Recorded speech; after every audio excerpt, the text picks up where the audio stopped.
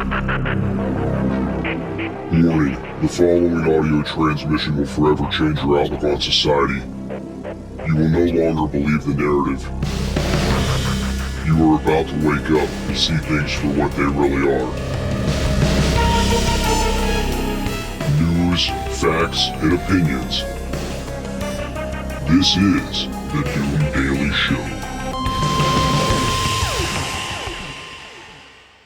Ladies and gentlemen, welcome to the Doom Daily Show. I am your host, Jester Dooms. The email, doomdailyshow@gmail.com. Everywhere on social media, @Jester Dooms. Don't forget to visit the website, www.jestersvoice.com. And please, like, share, and subscribe to the show. Leave us a 5-star review wherever you're listening, and then give me, for all the work producer Scooter and I put into the show, give me one human interaction a week where you mention the Doom Daily Show. Could be your barista, could be the guy that walks your dog, could be the guy that fucks your dog, could be your mom, could be your aunt, could be a cousin, could be your dog groomer. I don't care. If the opportunity presents itself in your day-to-day humanly interactions to be like, hey, there's a podcast, you might like it. It's called the Doom Daily Show. And if they say, hey, can you help me find that on my phone? Be like, yeah, and then help them. There's a lot of people out there that don't even know what a fucking podcast is. Do you know how many people listen to talk radio on a daily basis, getting their news and information and wanting to know what's going on in the world? And they could also be getting this information through a podcast that they could listen to on their leisure.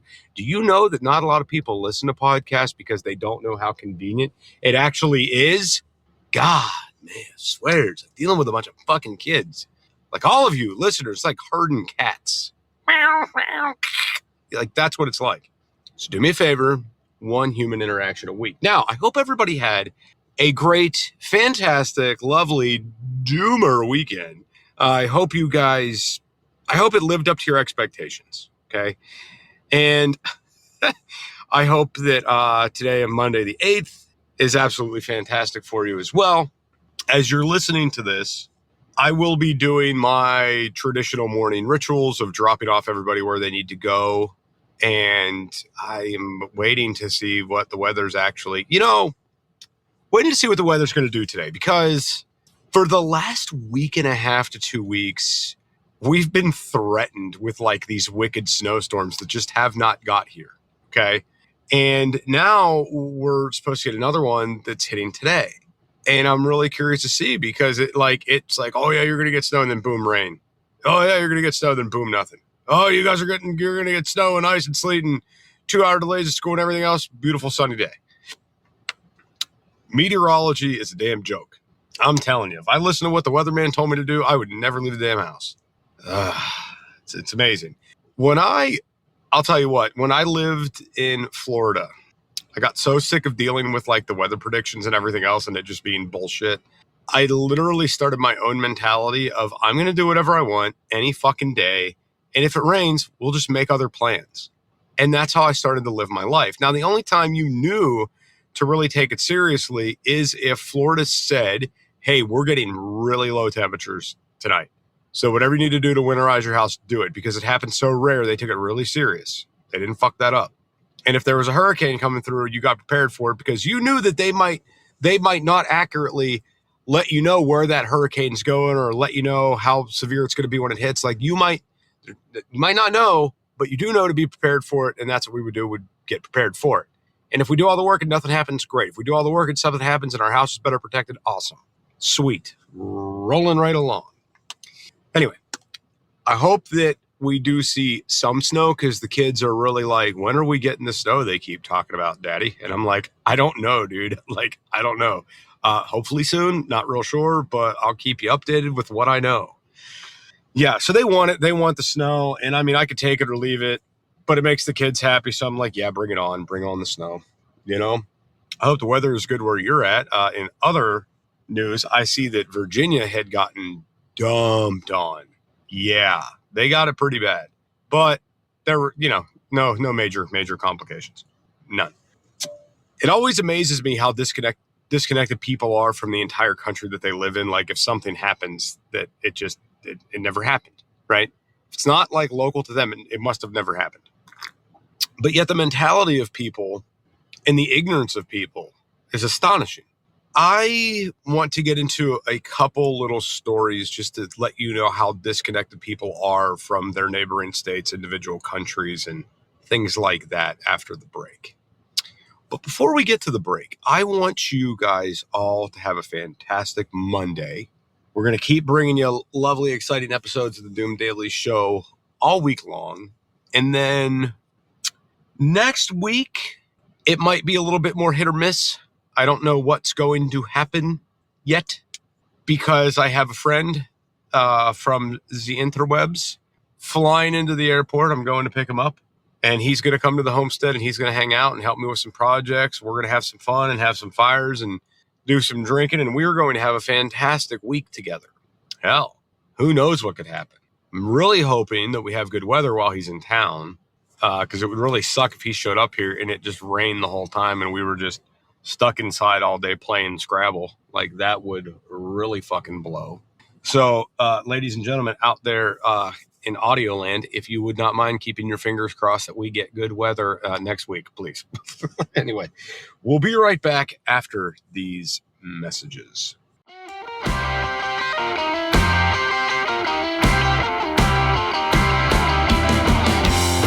Hey, Producer Scooter here. First off, thank you for downloading and participating in the wide world of Jester Doom. Please be sure to check out jestersvoice.com website. Everything you want to know is located on jestersvoice.com.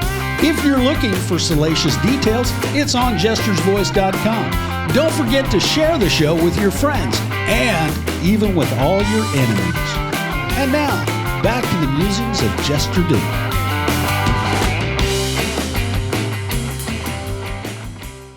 Ladies and gentlemen, welcome back to the Doom Daily Show. I am your host, Jester Dooms. If you're not following the show, hit that subscribe button. Just do it.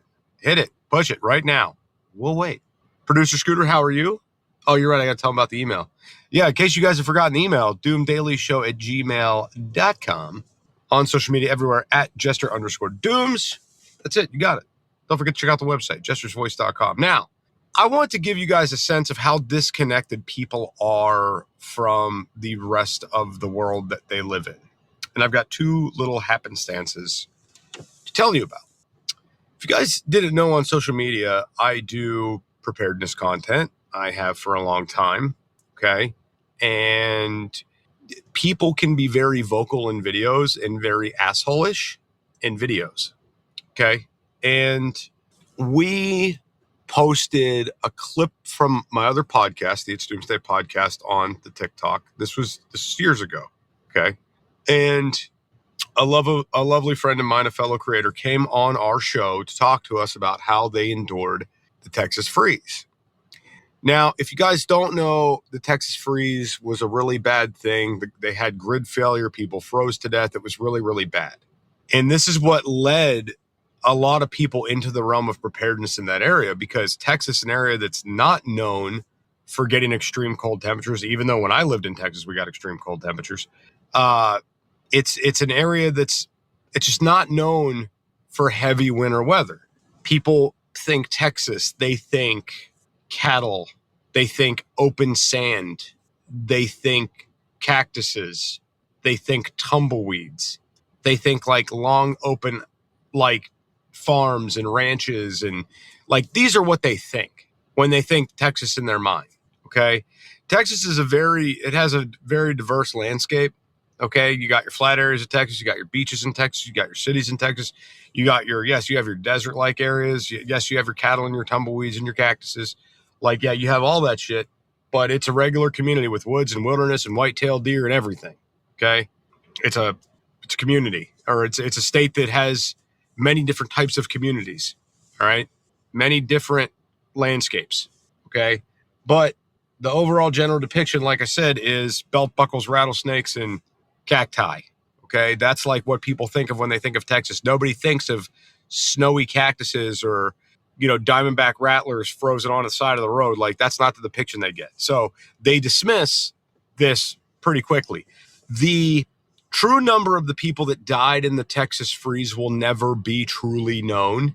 And the reason why I say that is like that they have a pretty good number of how many people, but to truly know that number, it's hard because you have people that died from the event and then froze, right? So say that you had a power outage and somebody was on oxygen, it went off in their sleep, they went unconscious, and then the power went out and then they froze to death. Okay, who knows how they contributed to that death? Was that death due to the power outage? Was it death due to the freeze? It's all centered around the same thing, but you got to understand that it is contributed to it as a whole, but the numbers they racked up were different, kind of like how they did COVID. If you had COVID when you died, they automatically considered you dying from COVID, even if you got in a car wreck, even if you fell off a bridge, even if you got sick and died from something else. If the AIDS killed you and you were COVID positive, it was COVID. Okay, so just bear that in mind. So whenever we posted our clip of the show, and this person's talking about experiencing the Texas freeze and that they live in Texas, blah, blah, blah, there were comments that came into that video like, why would you bring somebody on your show to talk about prepping for the cold that's in Texas? That makes no sense. And the comments were like very smart-assery, like very dickish. And it's like, because this person went through the Texas freeze, like lost their power, were burning things in the house for survival, they're telling you their story and what they're doing differently to prepare for it if it happens again. This is a first-hand account. Why wouldn't we have them on the fucking show? Like, why the fuck would we not do that? But this person, so disconnected, lives in the States, so disconnected that this even happened in Texas and can't get through the facade of the rattlers, the cacti, and the tumbleweeds, that they can't imagine a person in Texas having any sort of authority on winter weather. That's how disconnected they were. And then it continues. I ordered something online right before we got whacked with the hurricane, and they tried to deliver this item shortly after the hurricane. Well, we had no roads. There were trees down everywhere. There was no fucking internet. There was no fucking power. There was no fucking phone lines. Unless you had Starlink, you were cut off from the world. So this person who was selling me this item on eBay, the item got returned. And I said, hey, I don't really know what's going on, why the item got sent back. I said, can you please resend it? And they said, you wouldn't accept it. You denied it. And I said, no, I didn't deny it. I said, it never made it to my house. I said, we got hit with a really bad hurricane where I am, and they shut down the mail service because they couldn't deliver because of the roads being closed. I said, the post office denied it. I still want the item. Instead of this person taking the time to like look on the news to confirm the story or get online and see what's happening in the area that they fucking mailed this to, like, you have the address of where this is going. You could see the zip code, you could see the county, and you could get online and you could look, you could even call the post office once it gets back online. Like, you could do all that. This person proceeded to argue with me for like a week straight. I'm like, look, I finally got to the point. I said, listen, I don't know where I'm losing you in translation. I said, we got hit with a really bad storm. They shut down the mail service. They're the ones that sent it back. I would still like the item. Okay. And this person just getting nasty with me. And I'm thinking in my head, like, I'm a first responder. This was a toy for my kids. I'm a first responder who ordered a toy for my kids. Okay. And it's not getting delivered because we're getting hit with the storm. We're not getting mail. We're not getting anything. And again, I reiterate one more time, I'm a first responder. I'm out helping the fucking community. Like, that's what I'm doing. And occasionally getting a little bit of internet to message this person to say, hey, listen, I'm trying to explain to you what's going on. Like, I didn't send this thing back. The mail service has stopped here because of this. Look at the news. But nope, like, single train of thought, and like started like yelling at me through email like I was trying to get over on them. I'm like, look, why the fuck would I cancel the item if I'm messaging you about it? I said, fuck it. You know what? Refund my money. They said, no, we're not refunding your money because you refused it. And then it continued. And then I was like, fuck it. I requested my money back. eBay sent it back. And I ended up posting like images of our area, like all fucked up. Like This is why it couldn't be delivered. This is why it couldn't be delivered. This was the fucking hurricane that hit us, you asshole. And then proceeded to, after the fact, to message me like, I can't believe you left me a bad review. And it's like, are you that stupid or are you that disconnected? I can't fucking tell. U.S.-based seller, guys. U.S.-based seller. Like, not that far away. A few states. Not that far. I say all this because I want you guys to start understanding. There's a lot that you're missing because you yourself are disconnected. All right? 2 days ago, I'm at work. There's a bunch of people out front of our courthouse protesting ICE. All right?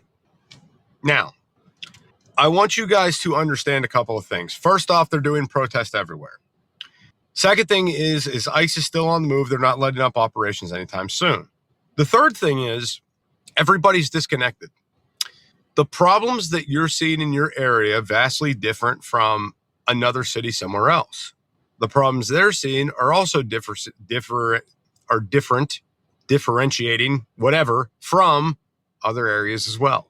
Does anybody recall how bad things were in Arizona, I don't know, 10 years ago? Anybody? Does anybody recall a few years ago how bad things were in Texas? Business owners losing their fucking mind all over the news. Everybody that's out there protesting right now is very fucking disconnected about the problems that are taking place with this. Everybody. So again, what you see on your day-to-day interactions with people and what you see on the day-to-day as far as what you think you know is different everywhere else. The guy that couldn't wrap his mind around that somebody from Texas had anything to say about winter weather. The person who sent the toy for my kids that didn't realize we couldn't accept mail because our state just got wiped off the face of the fucking earth. There are gigantic disconnections. See, the problem is that it's all by design. Our states are the size of most other people's countries. All right? So, therefore, somebody in Washington doesn't really give two shits about what's going on in, say, South Carolina. Someone in South Carolina doesn't really give a shit about what's taking place in Idaho. That person in Idaho doesn't give a shit of what's happening in, say, Massachusetts. The people in Massachusetts don't give a shit about what's happening in Oklahoma. People in Oklahoma don't give a shit about what's happening in Kentucky. And that's how the fuck it operates. So there's a vast network out here where things interconnect. It's like a web. Producer Scooter, can you help me out with the word I'm trying to find here?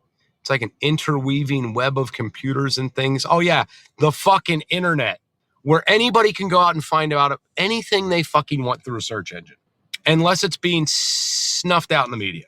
Now, with all that being said, remember, you have the ability to get online and say, hey, what's happening with ICE in Texas right now? Or hey, what's happening with ICE in Washington? Or hey, what's happening over here in Nevada? Like, what's going on?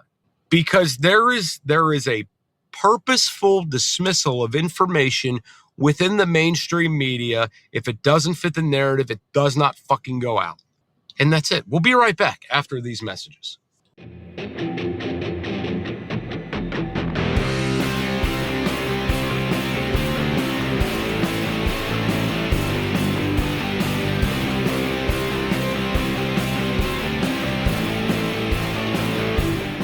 Jester from It's Doomsday Podcast and the Doom Daily Show here. Do you ever find yourself overloaded with way too much information? Too many logins, too many passwords, too many websites for stuff you like? Yeah, I'm the same way. You don't have to worry about that with the Doom Daily Show and It's Doomsday Podcast. Let's make it simple. Just visit linktree.com/JesterDooms. Add it to your bookmarks. That way, when you need to find the right information, it's right there, under a tap of your finger or a click of your mouse. Go to linktree.com/JesterDooms. Get it, got it, done. Remember, no one has all the answers, but this will provide you with a place to start. linktree.com/JesterDooms.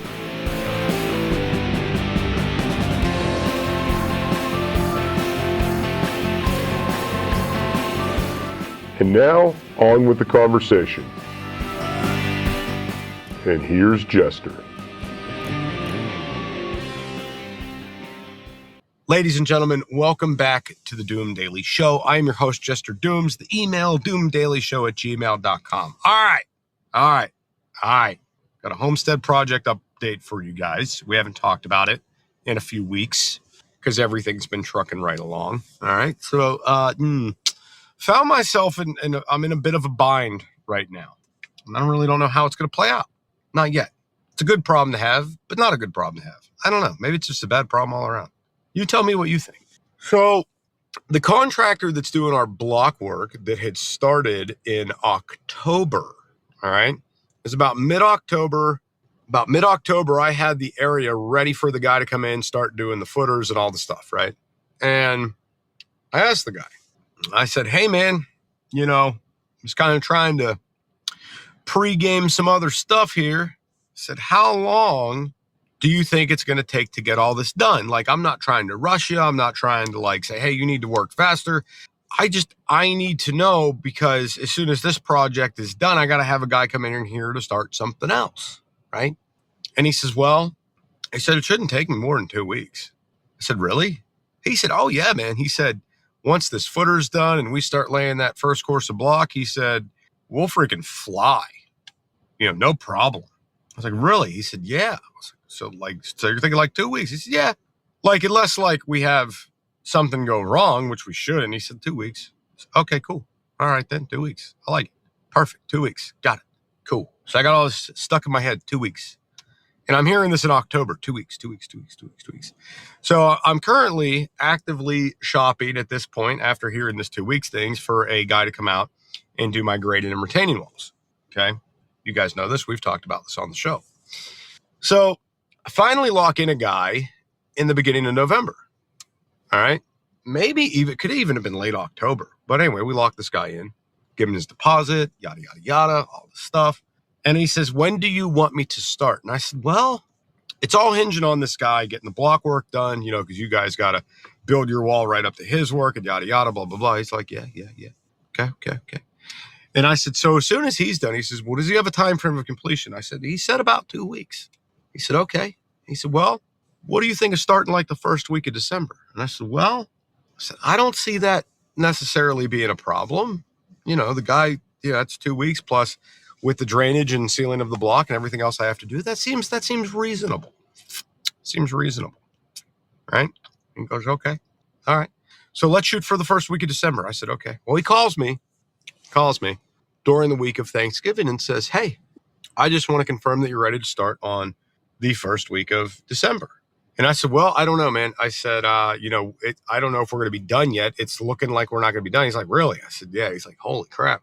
He said, because I know you said the guy said it was going to be 2 weeks. I was like, yeah, I know. Tell me about it. So I don't know how much longer this guy's going to be doing this block work. And I don't know how much longer I can wait. Okay. I don't know. I don't have a clue. Anybody's guess.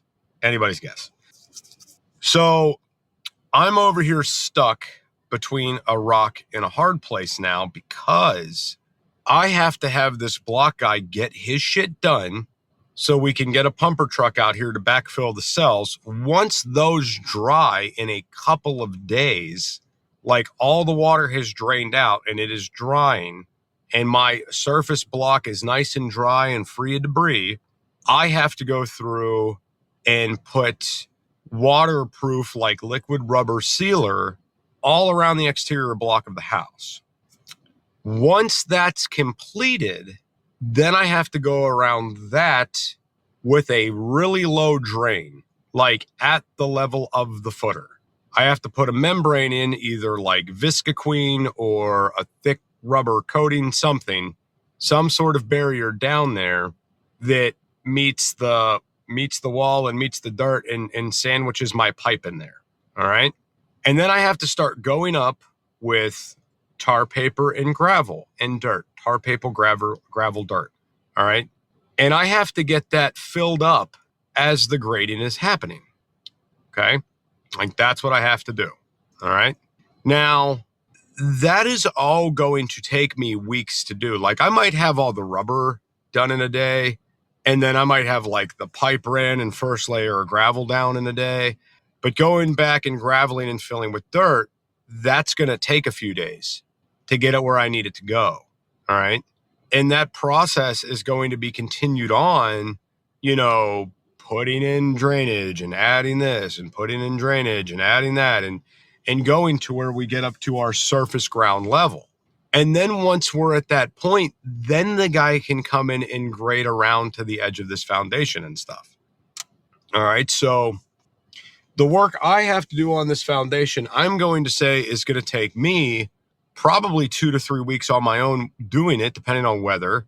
And that's after this guy's done. So if this guy got done tomorrow, I'd still have 2 weeks before I'd be able to let this guy start. You see the problem that I'm having?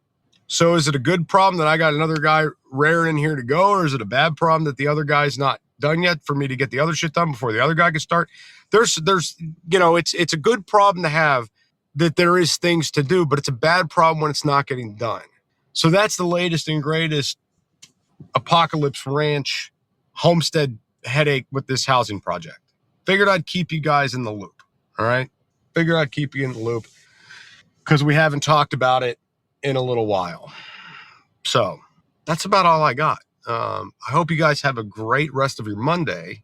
We'll be back here tomorrow on Tuesday for another exciting episode of the Doom Daily Show. Make sure to like, share, and subscribe. Have a great day, everyone. Producer Scooter, hit that button, sir. News, facts, and opinions.